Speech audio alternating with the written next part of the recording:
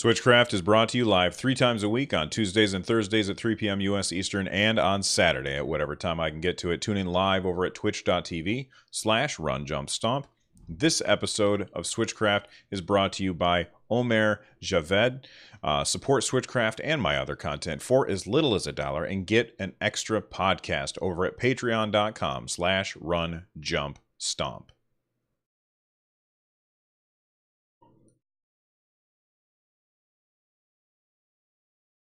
Save. There we go. I don't like that over there.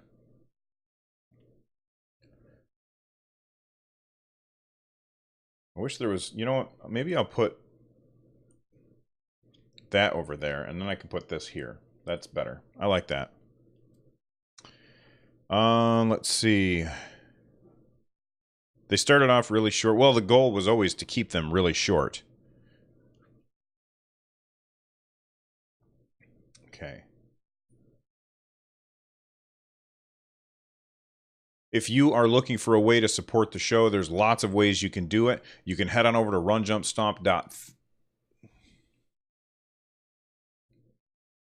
Delete all. I'm trying a different way to do my ads. If you are looking for a way to support the show, there are a lot of ways that you can do it. Head on over to runjumpstomp.com/thank-you. There you're going to find all kinds of ways that you can support the show. One way that you can support the show is by checking out OP Seat. There's a link there at runjumpstomp.com/thank-you. And if you want to directly support the show and get a fantastic gaming chair that can support you, you can head on over to runjumpstomp.com/OP-seat. You get $10 off your gaming chair. I'm sitting in one right now, and it's fantastic.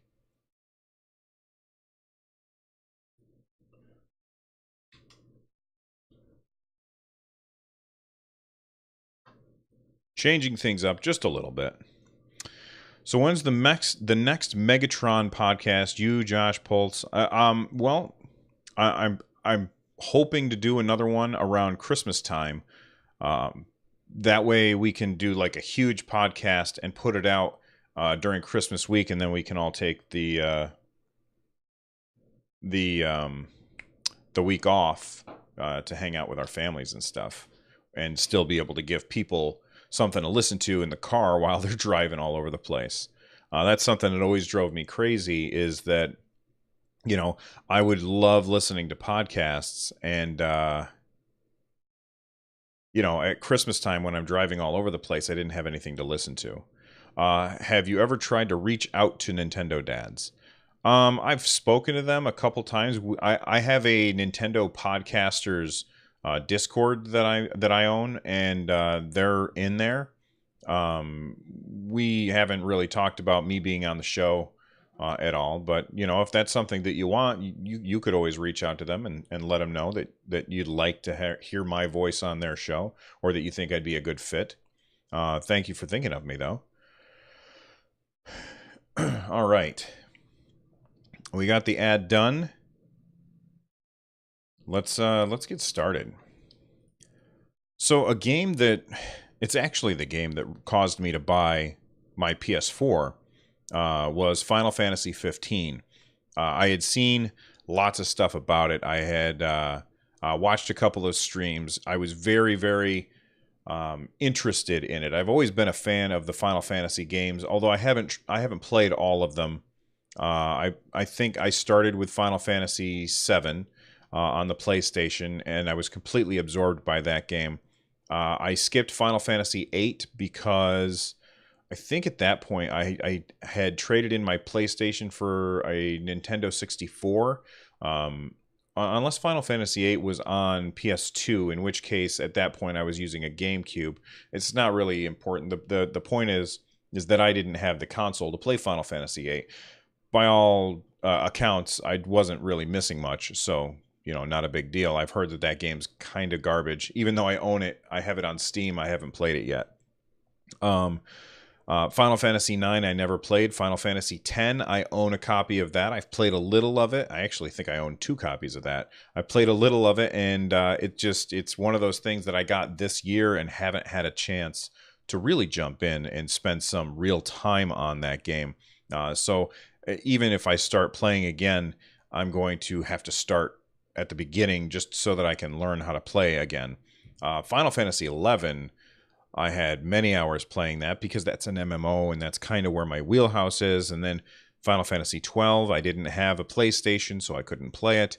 Final Fantasy 13, I had an Xbox 360. I played that right up until my save data got corrupted and I had to start over. And I said, nope, I'm done with that game. Again, Final Fantasy 14 was an MMO, so I played a lot of that. And then Final Fantasy 15 is the reason that I picked up a PS4. And I played that and really had a lot of fun with it. I didn't finish it, mostly because I just had too much stuff going on. You know, between doing the podcast and streaming on Twitch and all that other stuff, it just was something that I didn't have time for. And then they announced, I mean, there was all this consternation about whether or not that game was coming to the Nintendo Switch, mostly because they had made this Pocket Edition for mobile phones. My son had seen like an ad for that or something on his iPad, and he asked if he could download it, and I said, yeah, go ahead, it's fine. So he installed that and he played the first chapter, and he was saying, well, can I get the rest? And I was like, well, you can if you really want to spend your money on that, but I have the rest of the game with the full graphics on the PS4, so you can just play it there if you want. And he did. He lost interest pretty quickly, but that's not a big surprise. I mean, he's 10. So, or at the time he was 9.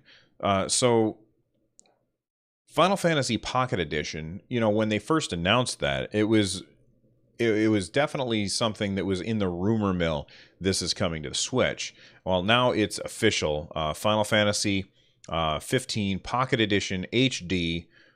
Are they trying to go for the longest title ever? I don't know. But it is now been announced for the Nintendo Switch. I saw this story over on Nintendo Insider. It is going to be coming out soon. We don't have an actual date yet, but it looks pretty good. I don't know if it's something that I'm interested. It's got a weird art style.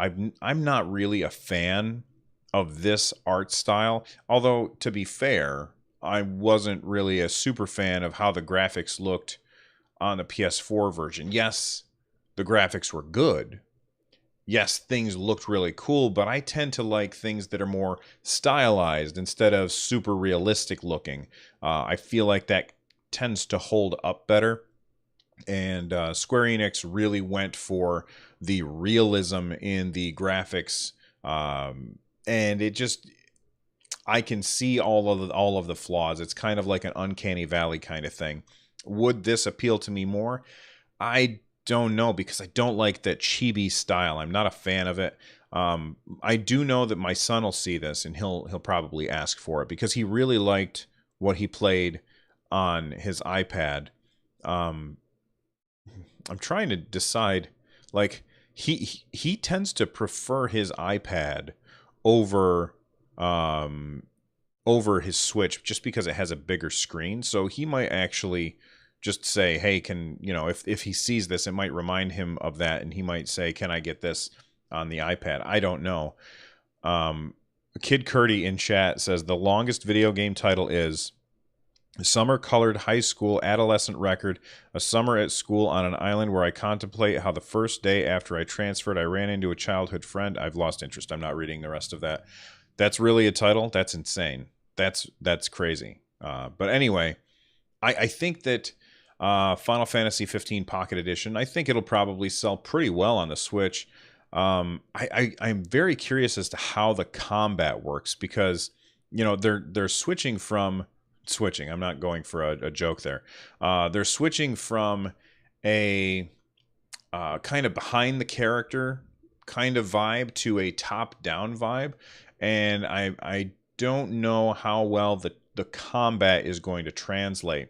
One thing I will say is I'm far more interested in playing it on the Switch than I am on my phone or an iPad, just because I have tactile, not tactical. I have tactile controls that I can feel in my hands, and I think that that's a really good thing. T-Bond222 in chat says something really, really interesting. They said Final Fantasy games are way too long for me. And T-Bond, I'm with you on that. Almost never finish games. I don't have time to finish games and then try the new ones that are coming out. I play as much of a game as I need to in order to feel like, yeah, I enjoyed my time with that. I don't have to play anymore. And I don't feel bad about that. I don't feel bad about not finishing um, a game. It used to be where my attitude seems to have changed over the years, but it used to be that I would say, if I'm going to watch something or read something or play something, I have to do all of it. I start at the beginning, go all the way through to the end. And I don't feel like that anymore, mostly because who has time for that? There was my wife and I were watching Iron Fist, and we have kind of been watching all of the Marvel TV shows that are on Netflix. Daredevil, Luke Cage, all of them, and we really really liked all of them. And then Iron Fist came out. We watched like the first half of the first season, and we were just kind of bored. The fight scene choreography was kind of meh, and it wasn't really super interesting. I thought that the acting was good and the writing was okay, but overall, I mean, the villains were just too villainous for me, and it just kind of bothered me. And so we ended up just saying, "Nah, we're gonna stop watching that." And then the Defenders came on, and I said to my wife, I said, "Well, do you want to go back and finish watching Iron Fist before we watch Defenders?" And we both kind of agreed we can skip that and just move on to Defenders and enjoy that show instead. And sure enough, the people who made the show, they got us caught up. They caught us up on what we needed to know, and I think that was great. So when you say Final Fantasy games are too long for me, just try and keep in mind that you don't have to finish it if you're not having fun with it anymore. But if you don't pick up a game because it's a long game, then you might be missing out on some really fun stuff that happens at the beginning. You never know. So anyway, Final Fantasy 15 Pocket Edition HD is released or announced for the Nintendo Switch, and I think that is a very, very interesting thing. Something else that's very interesting, and this is courtesy of Deadlock in our Discord. If you want to join our community Discord, you absolutely should. Just head on over to runjumpstomp.com/Discord, and or you can just go to runjumpstomp.com and click on it. And you can join the community and have awesome conversations with cool people. But Deadlock dropped this in our Discord, and this is that Civilization 6 is coming to the Nintendo Switch, and I think that this is really interesting. Civ games, they're traditionally mouse and keyboard kind of things, but I remember playing on my Xbox 360. I don't know which I can't remember the name of it. I don't remember which version. I think it's Civilization Revolutions. I played that on my Xbox 360, and I had a ton of fun with that game. This is coming via JapaneseNintendo.com, which they tend to have an inside scoop on stuff quite often. Although it says here that it was an announcement by Take-Two Interactive. I guess I could have looked that up myself to quote the original source, but Sid Meier's Civilization 6, if you've never played these games, these are games that could be incredibly engrossing. You go through and you play as world leaders from Earth's history, and you basically take your civilization from like the Neolithic era all the way up into launching people into space. And it's the type of game that there's a little part of my brain someplace that says you're going to love this. And so I always end up picking them up, and then I play a few matches, and they just get too long for me, and I have to stop. I come back, and I come back the next time, and I'm like, oh, wait a second, I don't remember what I was doing. I kind of lost track of things, and it just doesn't grab a hold of me the way it does other people. I've got a friend who plays Civilization 4. He still plays Civilization 4, and he keeps a notebook. And he basically writes down the history of what happens to his civilization as he plays, trying to make up stories. I mean, he likes to write, so he tries to make up stories as he goes about, a person who is in this platoon or whatever. It's pretty cool. It's not something I would ever do, but a lot of people, they can get really pulled into Civ like that. And to have that game on the go, that's a really important thing. And in fact, just now when I just said that, having that on the go could be the game changer, because being able to take your game with you and continue when you're out doing other stuff, or you're sitting down and you're watching Iron Fist season 2, which is just about to come out. You're sitting down and watching that. You could just be sitting there and plotting out your moves in Civ. Oh man, I may have to buy this. I don't know that I want to, but I may have to. What do you guys think?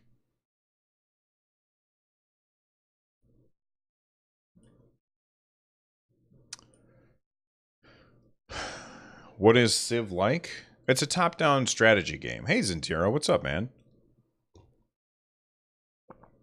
All right.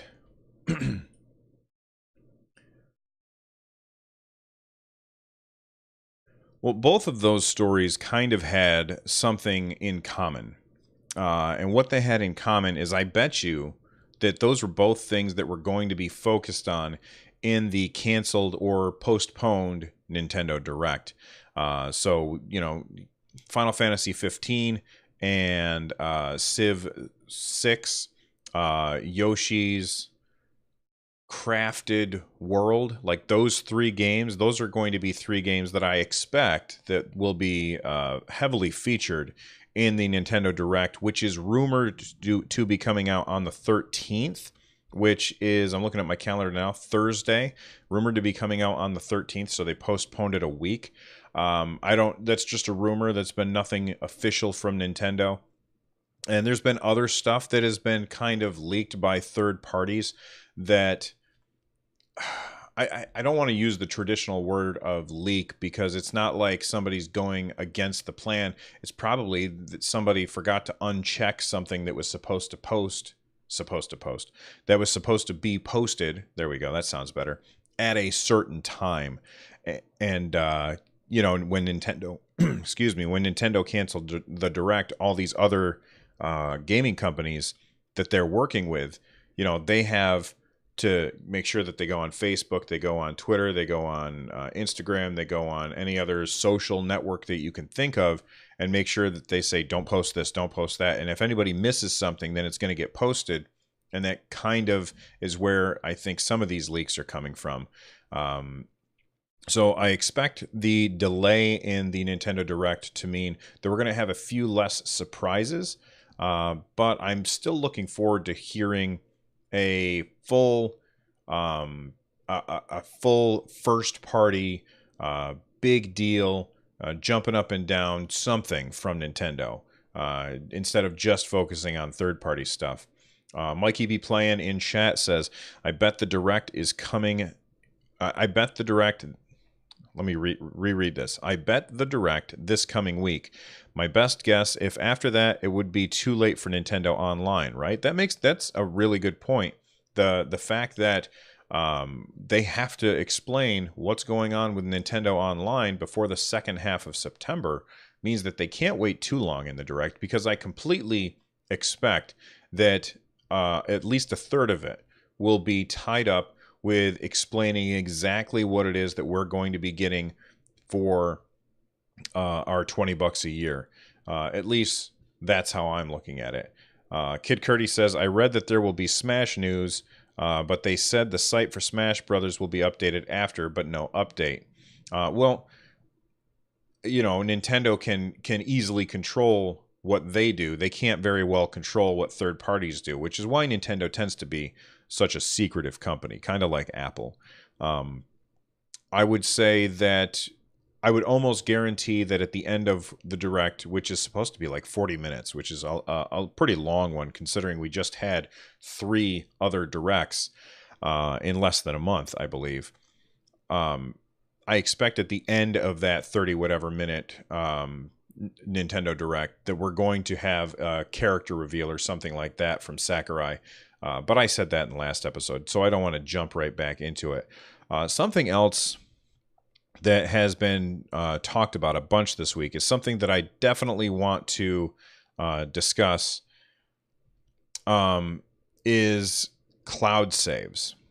And there's kind of been some back and forth stuff going on with cloud saves. First off, there was a rumor posted on Nintendo Life, and it was basically a developer who works on Nintendo Switch games reached out to Nintendo Life to tell them a little bit more about what that is like for the Nintendo Switch. And they said, and I'm going to quote their stuff, but you should definitely check, follow the link in the show notes and check out what they have to say there. It says, all existing games will default to enabled. I specifically asked Nintendo about that and had that response. If a developer or publisher wants an existing game not to support it, they have to ask. Then they said, when submitting a game, you are encouraged to enable cloud saves. You have to have a good reason not to support it. All right. So what would be a good reason not to support it? Well, that came from Nintendo. There was a Game Informer article that was then updated by Nintendo. The Game Informer oh my God, I can't talk today. The Game Informer article was talking about how there will be multiple Switch games, including first-party games like Splatoon, like Pokemon, like Dark Souls, that won't have cloud saves. And a lot of people were upset about this. And this is going to be, this was going to be the bulk of the show, but I'm already at 20 minutes, so I can't go too long with it. But this will be the rest of the show. How's that? Why would we not want to have cloud saves? And here's what Nintendo said. Here's Nintendo's response. This is on Game Informer. And it says here, the vast majority of Nintendo Switch games will support save data cloud backup. However, in certain games, this feature would make it possible to, for example, regain items that had been traded to other players or revert to a higher online multiplayer ranking that had been lost. To ensure fair play, save data cloud backup may not be enabled for such games. To ensure that save data cloud backups cannot be used to unfairly affect online multiplayer rankings, the feature will not be enabled on Splatoon 2. All right, so when I first read that, my very first thought was, well, that makes sense. But the more that I thought about it, the more that I think that is just a cop-out. Yes, there are cheaters in games, and being able to reload your save would allow people to keep their rank even if they lost in the game. That is, however, unless Nintendo did what most online-focused games do. So, for instance, when I play World of Warcraft, which is an online game, and when I'm playing that game, all of my stuff is on the server. There is no save game stored on my computer. I can't reload if my character gets killed or fails a quest. I cannot reload that because all of that stuff is stored on the server. And the idea that Nintendo says, well, we can't do that the idea that Nintendo says, look, we don't want cheaters to be able to exploit the system. Well, then Nintendo should be housing the saves or the stuff. Like, that stuff should just be tied to my account and online. And I was talking about that, and what jumped out to me or I was thinking about that, not talking about that. And what jumped out to me was the Switch is not always connected. Well, okay, that's a fair point. But even if the Switch is not always connected, you could take the single player part and have that save data backed up locally and then do the cloud sync with that. And the multiplayer stuff shouldn't even be on my system. It never should be. If I play Hearthstone on my computer and I win a match and then I log out and I log in on my iPad and I play the next game, it knows that I won a match. I didn't have to upload my cloud saves to the cloud and then download it to my iPad. That's because all of that information is stored on the computer. All of it. There's no reason for that stuff to be on our systems. And it's ridiculous that Nintendo is, instead of doing this the right way, they're being cheap about it, because now Nintendo is expecting us to pay $20 a year, and yet they're not providing this the stuff that we have been clamoring for some of their most popular games. I mean, I understand why you would store single player game data like Breath of the Wild on my system and then allow me to cloud back it up. But for a multiplayer focused game like Splatoon 2, don't do anything locally. Do it all on the server. Same thing goes for Pokemon.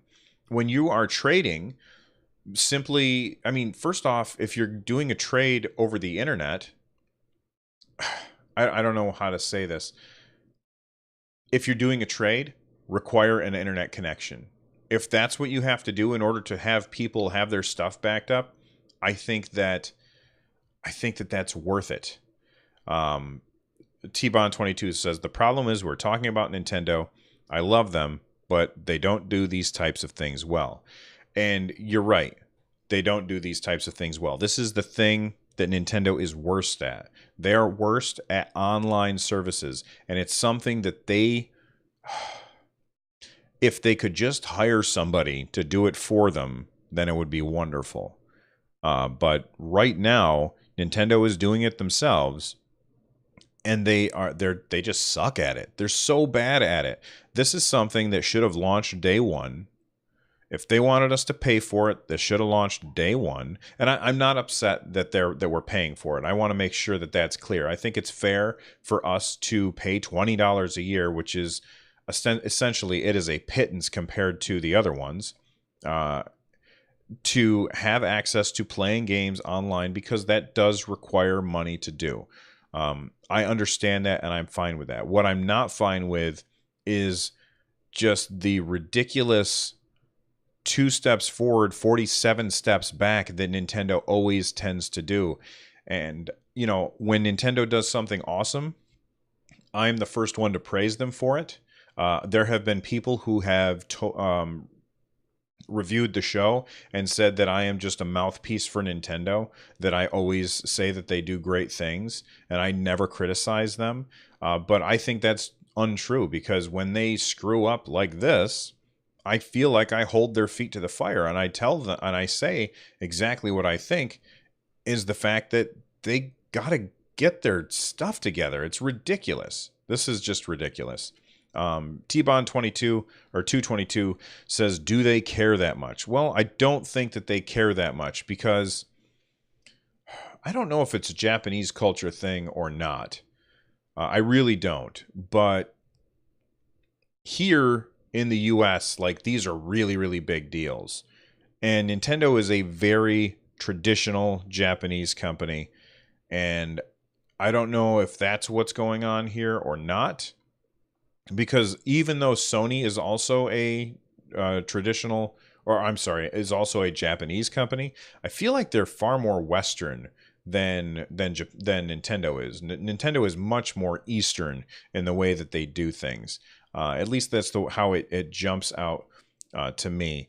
I think that it's ridiculous that they're not going to be supporting this on some of their biggest games. And Kid Curdy in chat says Nintendo is Nintendo. We can't expect too much of a change, sadly. While I think that you're right, we can't expect much of a change. That doesn't mean that we shouldn't voice our opinions and tell them that we're not happy with this. Because the fact that they're saying, well, we can't back up your saves because of cheaters, that just to me, it feels like the lazy way out. And using the lazy way out when they're asking us to pay them for these features seems really, really shady to me, and I don't like it. But that's just me.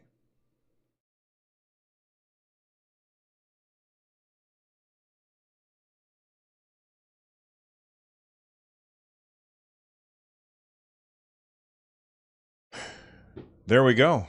Let's wrap up the show, and then we can do the post show.